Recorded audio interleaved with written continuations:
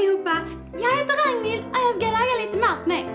Jag tänkte att vi skulle laga purjolökssoppa för att det är gott och så. Okej, vad du behöver är kryddor, och lök och grädde och buljong och sojalök och sen potatisar och purjolök.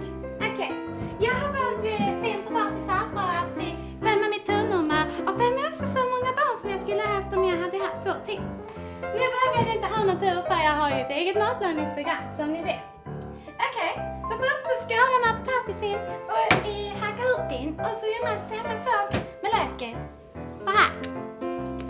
Nu blir ju vissa lite känslosamma när de hackar lök och så, men jag har aldrig förstått varför. Man gråter inte för att man är ledsen, man gråter ju för att ångarna irriterar ögonen.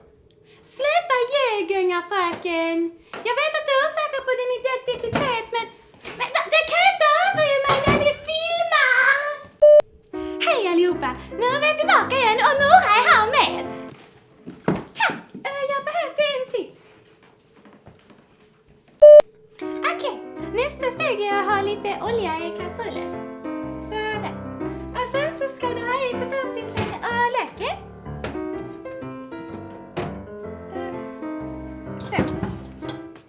Så kan du hacka och skölja purjolöken under tiden.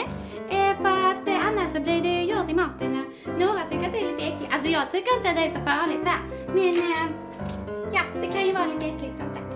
Ja, så du ser.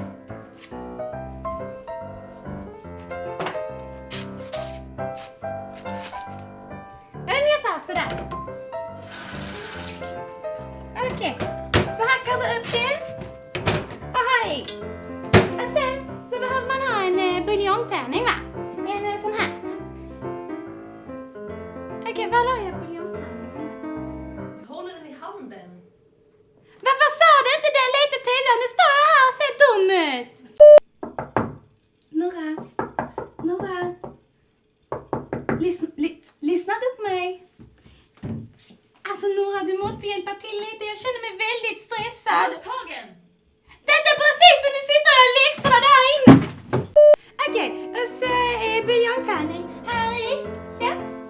Och sen, just det. Och så lite vätska på det. Så ska vi ha.